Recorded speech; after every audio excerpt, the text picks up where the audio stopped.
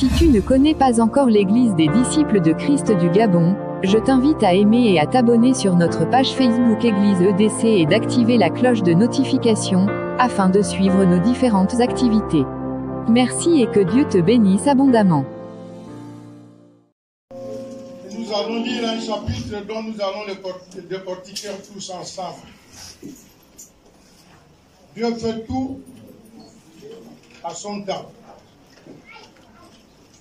Je me tiens debout, ce n'est pas parce que je suis meilleur que qui que soit, non.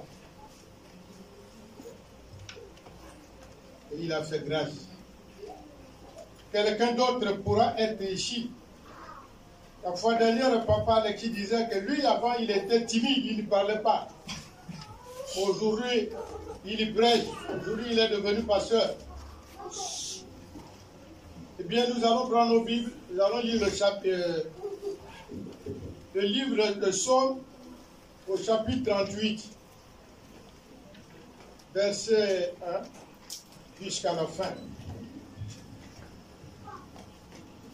Et celui qui est à la page lise et puis nous allons tous le pratiquer sur.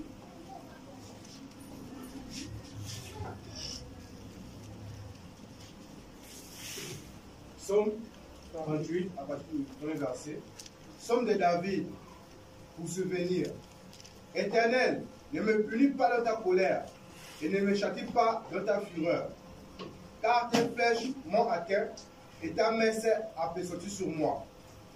Il n'y a rien de sain dans ma chair, à cause de ta colère. Il n'y a plus de vigueur dans mes os, à cause de mon péché. Car mes iniquités s'élèvent au-dessus de ma tête, comme un lourd fardeau, elles sont trop pesantes pour moi. Mes plaies sont infectes et purulentes par l'effet de ma folie. Je suis courbé, abattu au dernier point. Tout le jour, je marche dans la tristesse, car un mal brûlant dévore mes entrailles, et il n'y a rien de sain dans ma chair. Je suis sans force, entièrement brisé. Le trouble de mon cœur m'arrache des gémissements. Seigneur, tous mes désirs sont devant toi, et mes soupirs ne sont point cachés. Mon cœur est agité, ma force m'abandonne, et la lumière de mes yeux n'est plus même avec moi. Mes amis et mes connaissances s'éloignent de ma plaie, et mes proches se tiennent à l'écart. Ceux qui en veulent à ma vie tendent leurs pièges. Ceux qui cherchent mon malheur disent des méchancetés, et me disent tout le jour des tromperies. Et moi, je suis comme un sourd, je n'entends pas. Je suis comme un muet qui n'ouvre pas la bouche. Je suis comme un homme qui n'entend pas et dans la bouche duquel il n'y a point de réplique. Éternel, c'est en toi que j'espère. Tu répondras, Seigneur, mon Dieu. Car je dis, ne permets pas qu'il se réjouisse à mon sujet, qu'il se lève contre moi si mon pied chancelle. Car je suis prêt de tomber et ma douleur est toujours devant moi. Car je reconnais mon iniquité, je suis dans la crainte à cause de mon péché. Et mes ennemis sont pleins de vie, pleins de force. Ceux qui me haïssent sont nombreux. Ils me rendent le mal pour le bien. Ils sont mes adversaires parce que je cherche le bien. Ne m'abandonne pas, Éternel. Mon Dieu, ne t'éloigne pas de moi. Viens en acte à mon secours. Seigneur, mon salut. Amen. Amen. Ici, nous avons un frère, une soeur, qui se plaint de sa douleur. Je ne sais pas si parmi nous, il y a quelqu'un qui est passé par ces épreuves-là. C'est-à-dire les épreuves de maladie. Sauf que si tu n'as jamais été malade. Ici, nous devrons apporter auprès du frère qui est malade l'espoir, pas le désespoir. Dans nos sociétés, dans nos familles, quand quelqu'un est malade, il est délaissé, chose qui n'est pas normale. Nous devrons apporter assistance à celui qui est dans le désespoir. Et le plus souvent, c'est que nous faisons, c'est quoi? Quand un frère est sur le lit, abattu, il n'a plus de force. Tout ce que nous trouvons à faire, c'est le racontage. C'est traiter de tout et de rien. Même si le frère ne souffre pas d'une maladie grave, chronique, c'est vous qui êtes là en train de raconter.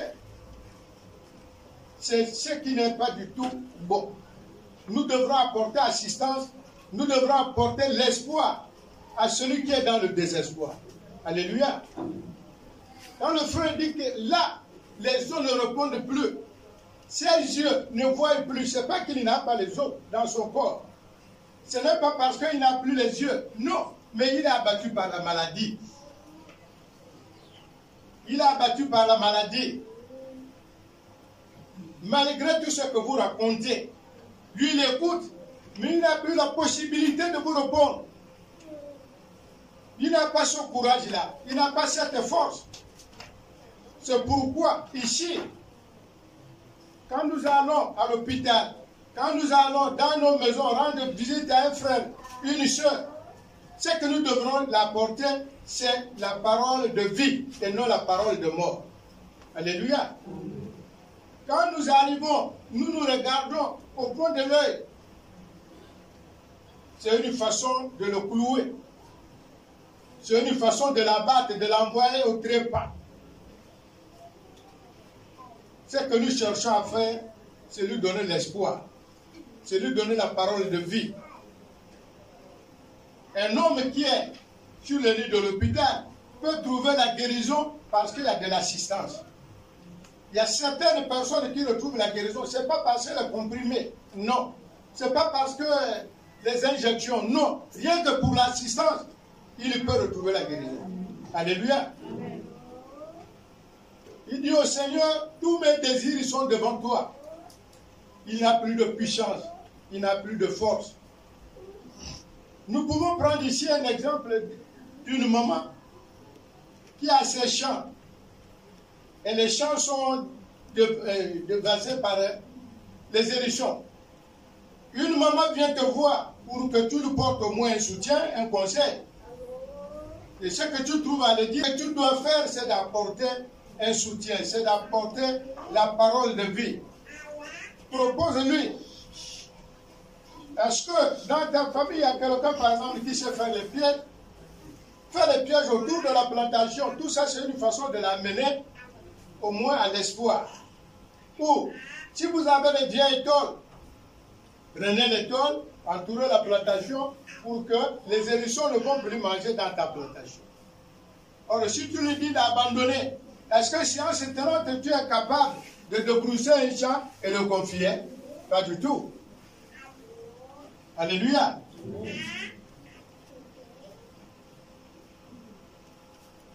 Le frère étant malade, dit qu'il n'a plus d'espoir. Tout ce qui est en lui, il ne ressent plus. Tout son corps ne répond plus. Les yeux, il ne voit plus.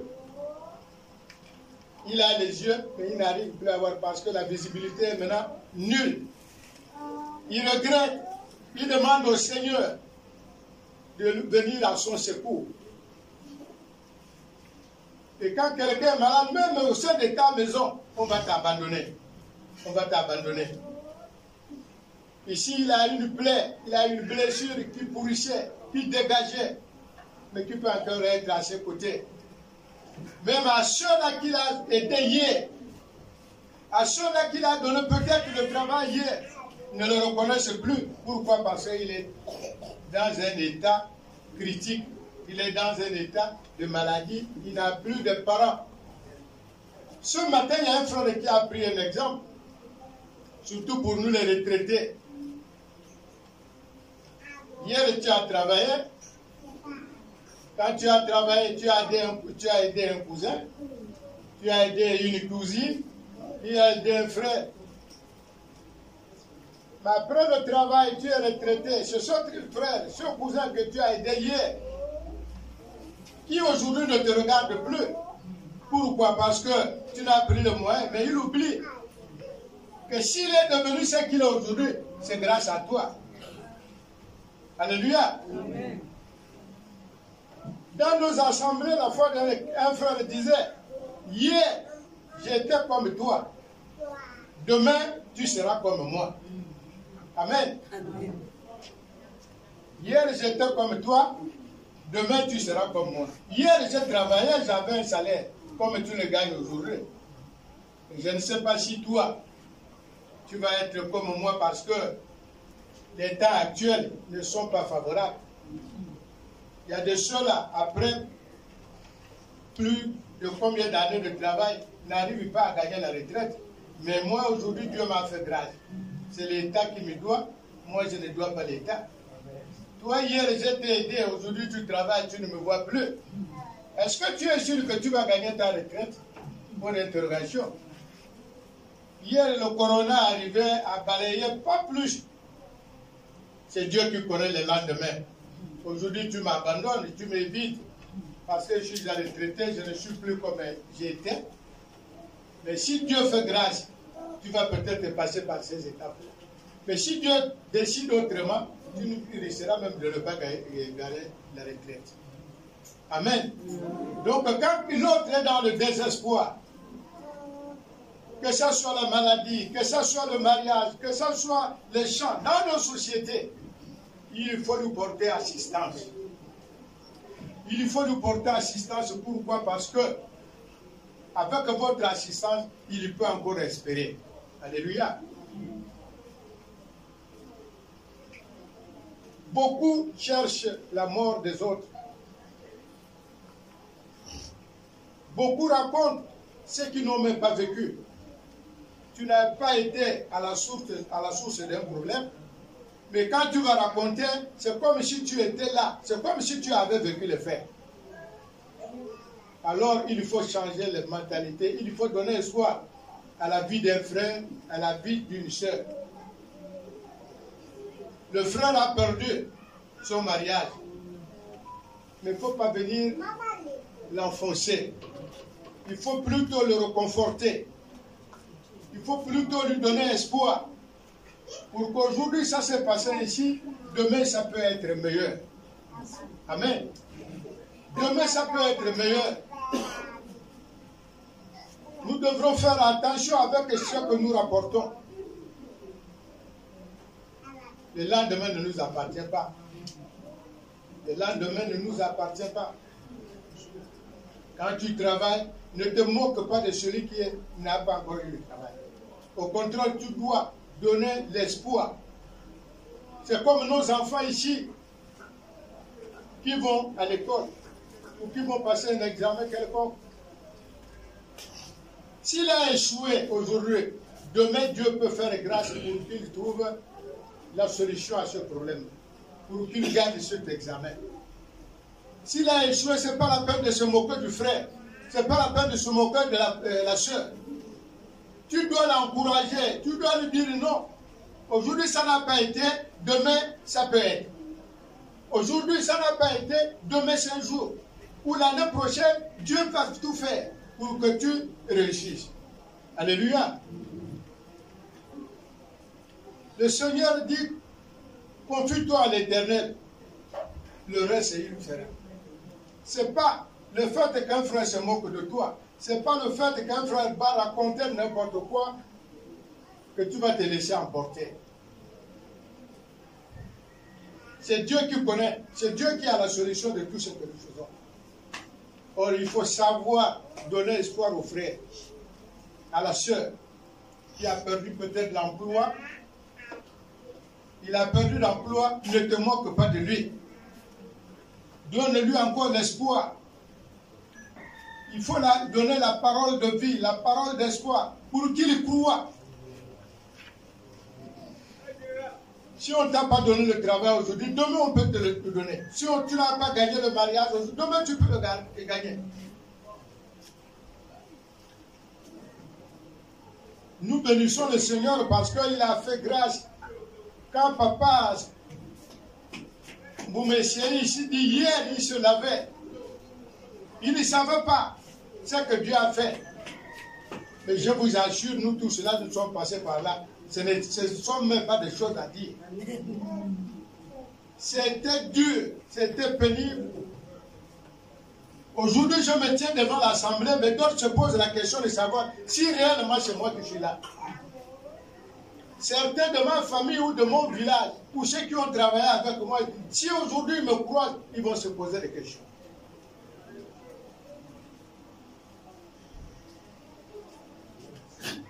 Il restait peut-être, c'est vrai, c'est Dieu qui ne l'a pas permis, mais je pouvais même dormir dehors à cause de la boisson. Quand j'ai touché mon salaire, mais c'est comme disait Papa Albert, tu dis, c'est tout Franceville. Celui que tu vois pécher, c'est moi qui fais. C'est moi qui fais. Mais aujourd'hui, Dieu a fait en sorte que j'abandonne ça. Aujourd'hui, j'arrive à régler les problèmes dans la famille. Mais ce n'est pas par ma propre force.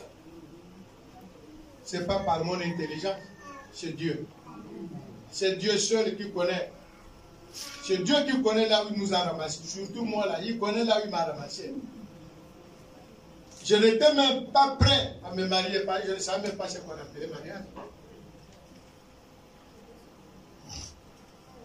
Aujourd'hui, je gère une grande famille. C'est Dieu.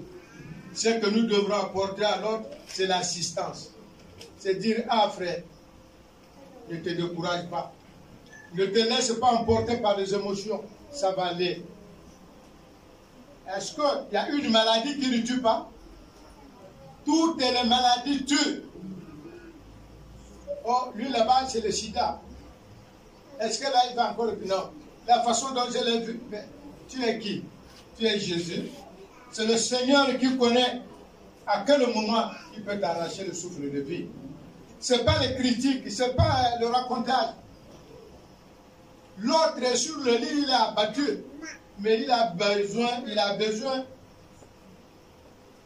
que dirais-je, de votre réconfort. Quand vous venez, vous le trouvez abattu. Ah, maman, ça va aller. Maman, ça va aller. Prie. Ça va aller. C'est pas lui là-bas. Non. L'état où je l'ai vu là, je suis sûr qu'il ne va même pas arriver devant lui. Mais est-ce que c'est toi Dieu? C'est pas toi Dieu. C'est pas toi Dieu. C'est Dieu qui connaît à quel moment il peut arracher le souffle de vie à tout un chacun. Même au sortir d'ici, Dieu peut t'appeler. Toi qui es bien portant. Un homme bien portant, hein, c'est une maladie qui s'ignore. Nous nous promenons là avec plus beaucoup de maladies dans nos corps. Il y a d'autres qui n'acceptent pas qu'ils fassent les visites. Pourquoi? N'ayez pas peur. Il faut aller à l'hôpital, connaître ton statut et Dieu fait le reste.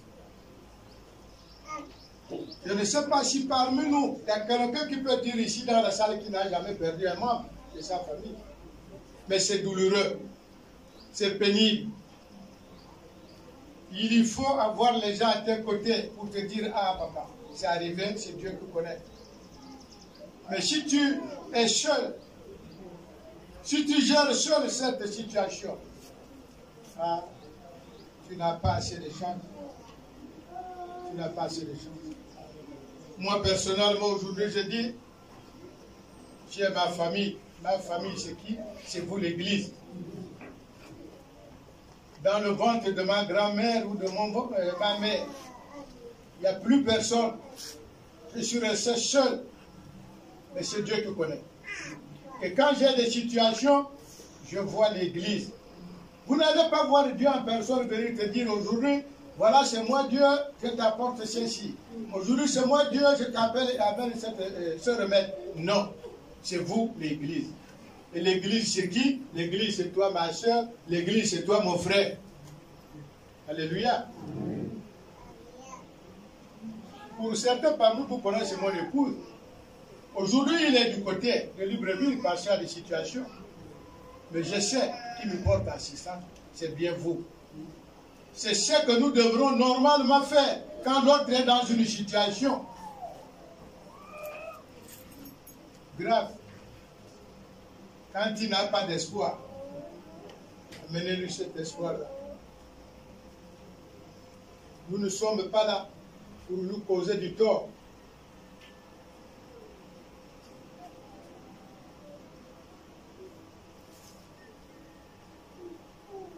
Beaucoup, quand l'autre est dans une situation, on est là que pour raconter. pour enfoncer le clou. Même s'il y a un frère ou une soeur qui veut l'aider, alors, faut plus, faut pas. Hier, quand il y travaillait, il n'était pas comme ça. Hier, quand il y travaillait, c'est ses parents qui le voyaient. Non, c'est que nous n'avons pas encore compris. C'est que nous n'avons pas encore compris. Le Seigneur Jésus disait, aimez-vous les uns les autres, comme il a aimé l'Église.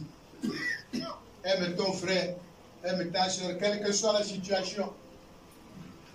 Ici, malgré la situation que le frère avait, même les gens de sa maison l'ont fui, l'ont abandonné.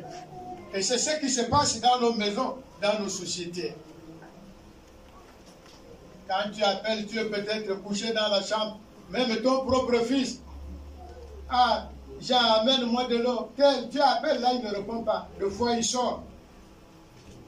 Il fait semblant de ne pas écouter. Or, il entend très bien ta voix, il entend comment tu cries. Mais il ne fait même pas cas.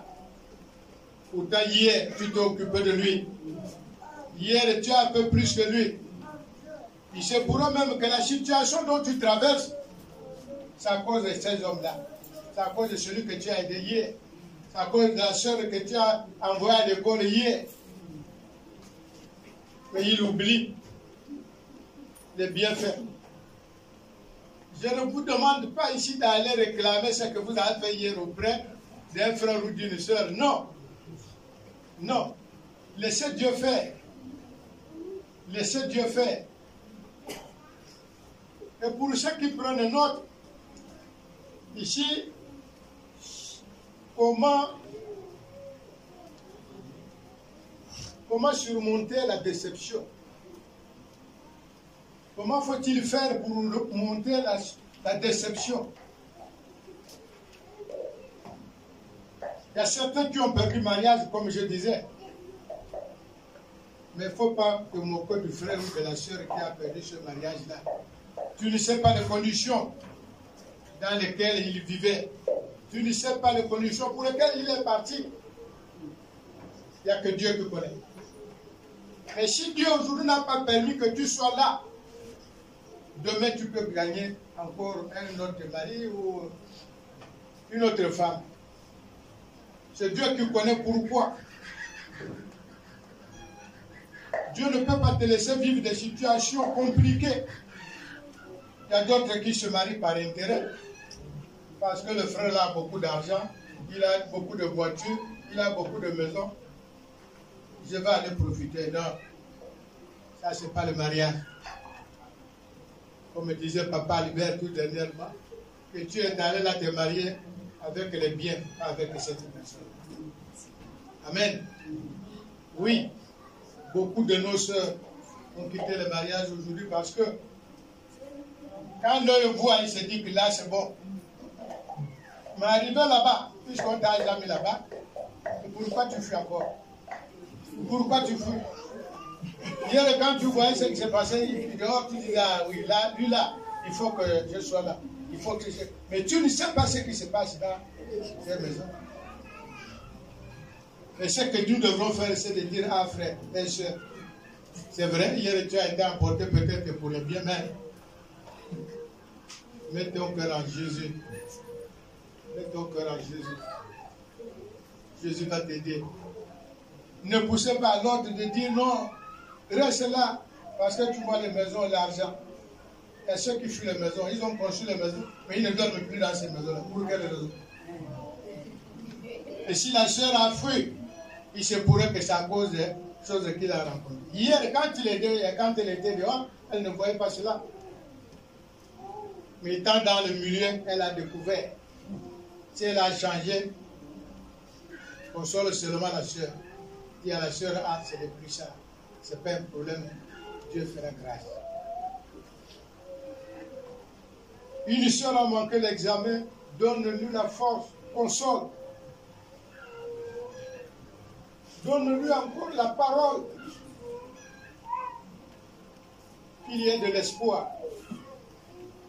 Qu'il y ait de l'espoir. Si vous criez sur lui ou sur la sœur, elle a à mesure d'aller prendre les comprimés, se donner la mort, et toi tu vas ramasser les joints. C'est vrai que s'il a pris les comprimés, c'est lui-même qui l'a fait. faut éviter de critiquer. Il faut amener un plus dans la foi, éviter d'abattuer et désespérer. Il faut amener de l'espoir. Je vous ai pris un exemple de nous qui sommes aujourd'hui retraités.